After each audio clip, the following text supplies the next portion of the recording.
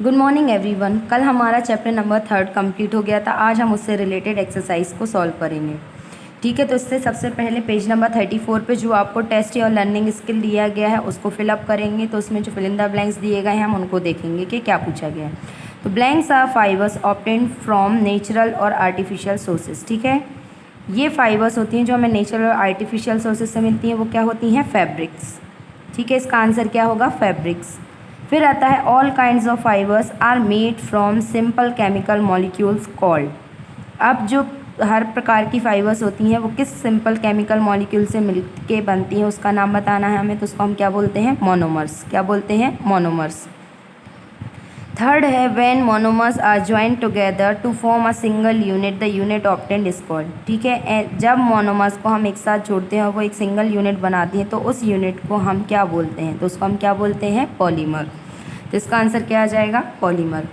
फिर है blanks fibres are non biodegradable. तो हमें पता है कि नेचुरल फाइबर्स क्या होती हैं? बायोडिग्रेडेबल। तो नॉन बायोडिग्रेडेबल कौन सी आ जाएंगी? Synthetic fibres. Natural fibres absorb blanks water than synthetic fibre. तो हमें पता है कि जो नेचुरल फाइबर होती हैं वो ज़्यादा पानी एब्जॉर्ब करती हैं सिंथेटिक फाइबर के कंपैरिजन में। तो यहाँ क्या आ जाएगा? मोर। ठीक, इसके बाद मैच द कॉलम दिए गए हैं हमें। तो उसका फर्स्ट दिया गया है क्या कि नेचुरल पॉलीमर्स। तो हमें कुछ ऑप्शंस दिए गए हैं, इनमें से हमें देखना है। तो नेचुरल पॉलीमर्स कौन कौन से हैं? सेल्यूलोज और वुल। तो इसका क्या आ जाएगा? फर्स्ट नेचुरल पॉलीमर क्या आ जाएगा? सेल्यूलोज एंड वुल। फिर सिंथेटिक पॉलीमर्स। तो सिंथेटिक पॉलीमर्स कौन कौन से हैं? रेयॉन और नायलॉन। फिर नेचुरल फाइबर्स। नेचुरल फाइबर्स कौन कौन से हैं? वूल, कॉटन और सिल्क। फिर सिंथेटिक फाइबर। तो सिंथेटिक फाइबर्स कौन कौन सी हैं? आर्क्लिक और पॉलिस्टर। ठीक है, यहाँ हमारा टेस्ट और स्किल कंप्लीट होता है। इसके बाद हमारी जो एक्सरसाइज है हम वो फिलअप करेंगे जो आपको पेज नंबर 38 पे दी गई है। तो इसमें पूछा गया है which of the following is a synthetic polymer. हमें ये बताना है कि इनमें से 4 ऑप्शन दिए गए हैं, इनमें से सिंथेटिक पॉलीमर क्या है। पहला है सेल्यूलोज, वुल, सिल्क और नायलॉन। तो जैसा कि आप लोग जानते हो कि जो सेल्यूलोज होता है वो भी नेचुरल है, वूल है वो भी नेचुरल है और सिल्क भी नेचुरल है। बचा क्या? नायलॉन। तो इसका क्या आ जाएगा आंसर? नायलॉन। ठीक है, फिर सेकंड क्या दिया गया है? Which of the following fibre is made from the polymer obtained from the plants. अब इन फाइबर्स में से कौन सी फाइबर है जो किससे मिलती है? प्लांट से जो पॉलीमर ऑब्टेन होता है उससे बनती है। तो हमने पढ़ा था जैसे कि क्लास में। तो इसमें 4 ऑप्शन दिए गए हैं, नायलॉन, टेरिलिन, पॉलिस्टर और रेयॉन। तो हमने पढ़ा था वैसे ही कि रेयॉन जो है वो हमें कहाँ से मिलती है? प्लांट पॉलीमर से मिलती है। ठीक है, तो फिर थर्ड क्या दिया गया है? Which of the following fibres is also called synthetic wool. तो हमें पता है कि नायलॉन अलग होता है, पॉलिस्टर अलग होता है और रेयॉन अलग होता है। जो आर्क्लिक होता है उसको हम सिंथेटिक वुल बोलते हैं। इसका आंसर क्या आ जाएगा? आर्क्लिक। फिर इसके बाद दिया गया है which of the following is a thermoplastic.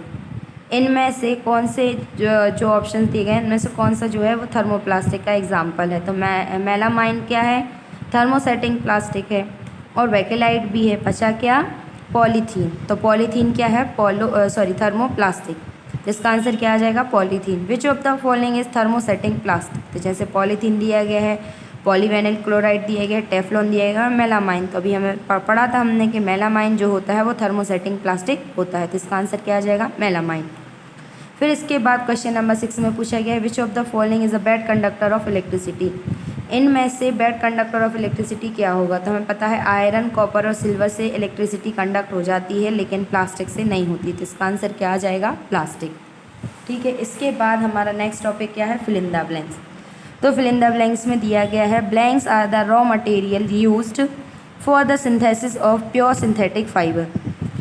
क्या एक रॉ मटेरियल होता है जो कि सिंथेसिस होता है प्योर सिंथेटिक फाइबर के लिए। इसका आंसर क्या आ जाएगा? पेट्रोकेमिकल्स। क्या आ जाएगा? पेट्रोकेमिकल्स। PETROCHEMICALS, petrochemicals. ठीक है, नेक्स्ट है blanks is also called artificial silk. तो हमने जैसा कि चैप्टर में पढ़ा था कि रेयॉन को आर्टिफिशियल सिल्क बोलते हैं। तो इसका आंसर क्या आ जाएगा? रेयॉन। RAYON, rayon. फिर blanks is the mixture of terylene and wool. तो वूल और टेरिलिन का एक वो मिक्सचर क्या होता है? टेरी वूल। तो इसका आंसर क्या आ जाएगा? टेरी वूल।